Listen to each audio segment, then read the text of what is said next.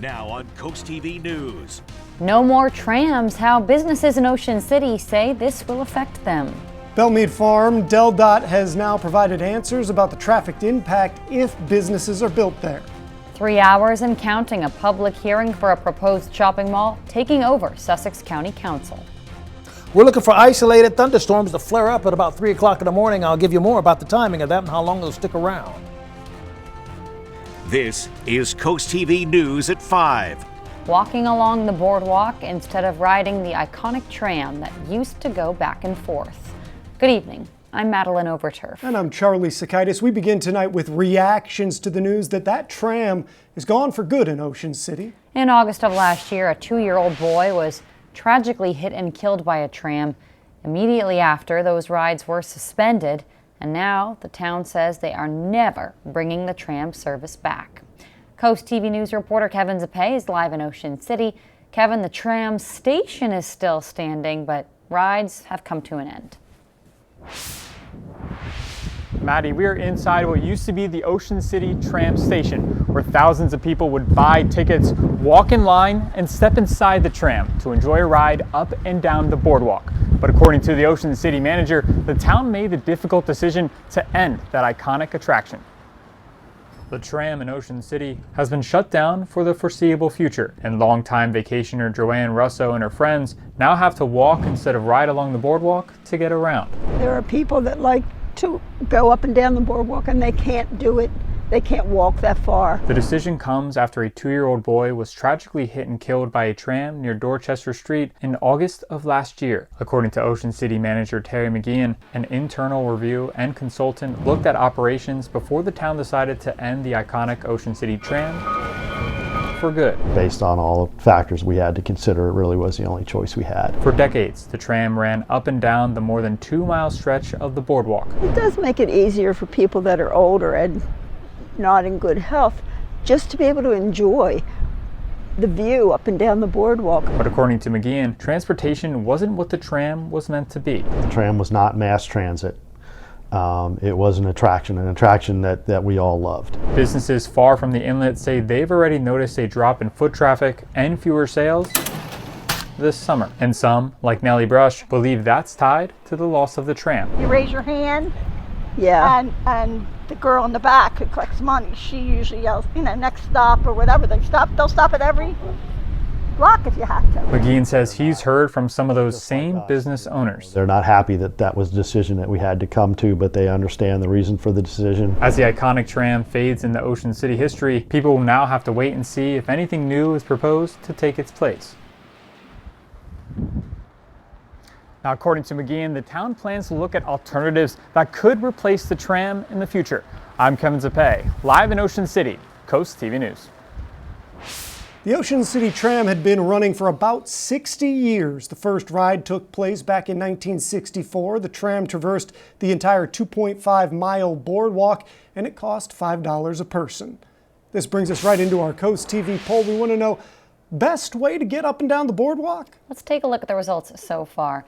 Take a look at your screen. 58% say walking, 16% are split tram or biking, but 10% say just drive on the roads instead and find a place to park off the boardwalk. If you haven't voted yet, you can go do that right now at coasttv.com or use the mobile app. Here's a bird's eye view of the Belmead Farm on Route 24, where developers want to rezone 39 acres of farmland for commercial use. After Sussex County Council's choice to defer a decision on Belmead last month, DelDOT has now answered some of the county's questions, specifically several about an already busy Route 24 and what commercial development there would mean for traffic. One interesting response from DelDOT, the department says Atlantic Fields, another proposed commercial development on the soybean farm across the street, was not considered when the Belmead traffic impact study was done. DelDOT also said the Belmead development must put a traffic light at the intersection of Route 24 and the Belmead site entrance. Some people who live nearby say they have some worries. I think they're doing traffic impact studies in a vacuum, or they're not doing traffic impact studies at all, because it's called a transportation improvement district. It's thought to be a good idea for places to do that so they could fast track development, but fast tracking development is not always the best idea. And public comment is still open for another week, so if you want to share your thoughts on the proposed rezoning of Belmead Farm, which also includes apartments with those businesses, you can do that through next Tuesday. A massive shopping mall called Atlantic Fields is proposed for this entire field right off of Route 24. The Sussex County Planning and Zoning Commission recommended conditional approval for a zoning change. That would be the first step in eventually building stores like Costco and Target. Coast TV News reporter Brandon Ferguson live in Georgetown. Brandon, Atlantic Fields was in front of the county council for the first time today. Maddie, the applicant spoke for 2 hours here, even saying for the first time that the Atlantic Fields project are in talks with stores like TJ Maxx and Ross. The applicant, Mulberry Knoll LLC, claiming the Atlantic Fields shopping mall will generate 750 permanent jobs and $79 million annually in labor money. But we spoke to people that live right there on Route 24. They say those jobs and that money will not be worth the traffic and all of the construction that this mall could cause. As a homeowner, I'm concerned for my longevity here. We invested in this community and it's not investing in us. It's not prepared. It's not looking after us. And I want to be able to live here and grow my family, and I don't think that's the case. Again, this meeting is still actively happening, and they're returning from a 5-minute recess right now. After that recess, people that oppose Atlantic Fields will speak. And again, this is the first time. It's rare, if ever, that the county council takes action on an application they hear for the first time. So a decision is not expected tonight. Live in Georgetown, Brandon Ferguson, Coast TV News. It's been 1 week since a powerful coastal storm battered Delmarva, with Bowers Beach among the hardest hits. High winds, flooding, washed away a lot of shoreline, leaving major erosion behind. Now beach nourishment projects are underway to restore the sand. Neighbors say it's tough to see so much damage, but they're grateful for how quickly repairs have begun. For them to come in and, really get this going a week after the storm is really a great testament to how well Bowers Beach do. Getting us back to how we usually like to see the beach. Town leaders say that the work was supposed to start earlier this month, but was delayed by the storm. We're taking a live look into Ocean City. Let's check in with our First Alert Chief Meteorologist, Paul Williams, on our First Alert weather. Paul? Well, what we're actually getting a chance to brace for is we're going to have some showers late tonight, really after midnight, to be quite honest. But they're not going to stick around until the sun comes up, so it's going to be that small little window where chances are most of us will be dead sleep, But in Ocean City, currently, we're at 65 degrees, and we are expecting to stay in the lower 60s with a few scattered clouds in place as we prepare for that chance of a late night shower, or early morning shower, to be more exact. We still have updated small craft advisory, so we're still expecting breezy conditions along the entire coastal line of the Delmarva Peninsula, no matter what side you're on. So we're bracing for 20 to 25 mile per hour winds. Once again, overall, we're not seeing much in the way of precipitation forming just yet, but it will be on the way. See, by 11 o'clock, we may have a sprinkle, but not until we get into the early morning hours. Right around 3:30 is when we're looking for this stuff to just blow up. Thank you, Paul. 3 weeks and counting, that is how long the government has been closed for business. And that's been taking a real toll on federal workers, both those furloughed and those working but without pay. As NBC's Melanie Zanona reports, as the shutdown continues, the president gathered Republicans to the White House in a show of solidarity, but on Capitol Hill, the chasm widens. Day 21 and the government is still closed for business with no end in sight. Federal employees across the country feeling the hurt of working without a paycheck. Against the backdrop of a White House renovation, President Trump welcomed Senate Republicans and targeted Democrats. The Senate Democrats need to vote for the clean, bipartisan CR and reopen our government. They are the obstructionists. On Capitol Hill, House Republicans also blaming Democrats for the hardships facing federal employees. All of it hurts the economy, it hurts our national security, and it hurts the American people, and the Democrats seem not to care. But Democrats say they do care about health care and are holding out to keep premiums from skyrocketing. That they'd rather keep the government shut down than provide affordable health care. Now, a new AP NORC poll shows Americans blame both parties for the government shutdown, but put higher responsibility on the president and Republicans. Without any government support, communities coming together to lend a helping hand for their neighbors. From the nation's capital, food banks opening up for federal workers. Oh my gosh, groceries are expensive. You go in 1 week, something's $5, the next time is $10. To airports across the country setting up food banks for their workers. We're going to be opening it up for our federal employees to come get the essentials that they need. Share your gratitude with them. They're showing up for the well-being of every single one of us, and they're not getting paid. For over a month now, House lawmakers have been away from the Capitol because House Speaker Mike Johnson is keeping them out indefinitely. But if this shutdown goes beyond November 21st, that means Congress is going to have to take up a new stopgap spending bill. Melanie Znona, NBC News, Washington. A new tree planting initiative in Berlin, how many trees planted and how they will make Berlin a better place. And we're bracing for isolated overnight thunderstorms, particularly around the 3 o'clock morning hour. But first, construction moving in on Route 1 near Holland Glade Road, what to expect and how it'll affect your drive, up next. This is Coast TV News at 5. Traffic changes are coming to a busy stretch of Route 1 in Rehoboth Beach. DelDOT says it's part of an ongoing effort to make the highway safer. But as Coast TV News reporter Nicole Richter shows us, for now, drivers at Route 1 and Holland Glade Road are going to need to navigate a lane shift. Traffic cones set up and construction equipment ready with cars driving through Route 1. DelDOT says it's shifting lanes in both directions here to make room for new turning lanes and a traffic light. Gary Moore visits every year. He says road work has become the norm. It's going to bag it up even more than it has been. I mean, from the Forgotten Mile all the way up to 5 Points has always been a problem. DelDOT says the project will improve safety and traffic flow. Two things Rehoboth drivers like David Oswinkle say need to be addressed. I think it's good. I do. I mean, the congestion on the road is what it is, but safety's first. So you can expect delays as work begins. DelDOT says the changes should be complete just in time for the Thanksgiving holiday rush. In Rehoboth Beach, I'm Nicole Richter, Coast TV News.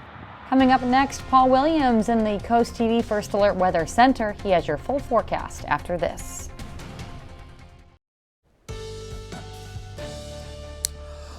Well, the primary headline of the forecast is really focusing on what happens after midnight, because that's when we're watching out for some isolated thunderstorms that will rumble through and will wake you up. But they're not expected to be severe. We're not under that threat. I'll show you why we're not under that threat for right now. At least that's what the numbers are saying for right now. 70 degrees currently in Lewis.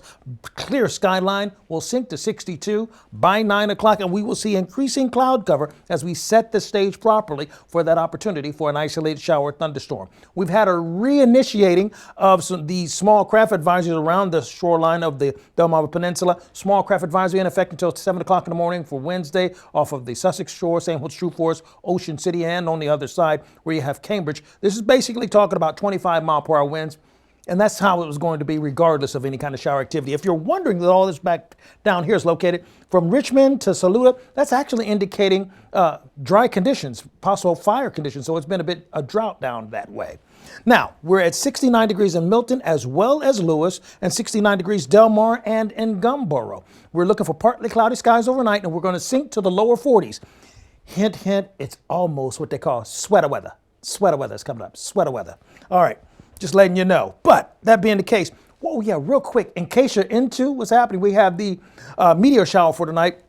Now, it's going to be cloudy for tonight, mostly cloudy with a chance of rain. But the better night to see it actually going to be tomorrow night and the night following that. But it's from the 21st until the 23rd. Our storm outlook, we're not even in non-severe. It's absolutely non-existent. But we are still expecting a shower or thunderstorm. You see, by 11 o'clock, we may see it push across Easton. But it's not until really get to 1:30. We see those showers popping up. And then 3 o'clock is what I'm going to call the witching hour, okay? That's when I'm looking for those thunderstorms to really develop, particularly over towards Ocean View and along Highway 1. Then it clears out by 6 o'clock. So as soon as the sun comes up, we're done. We wash our hands on the whole thing. And the amount of rain is only 1/10 of an inch of rain.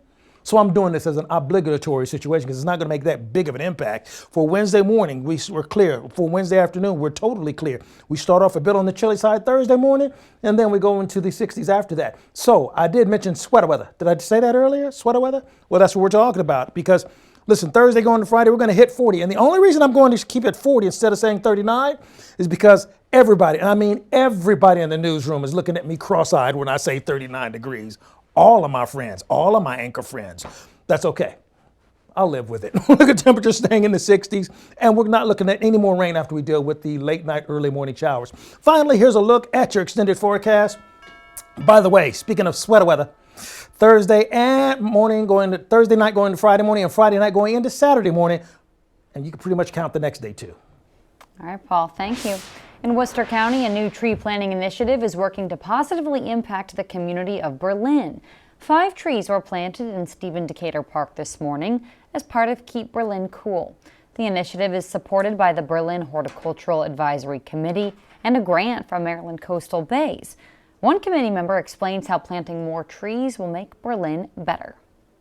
It's important because in Berlin we struggle with stormwater runoff, we struggle with flooding, so this is really going to help remediate that as well as provide shade coverage. It provides space and grounds us, provides habitat for our native wildlife and pollinators, so all in all it's just a great project.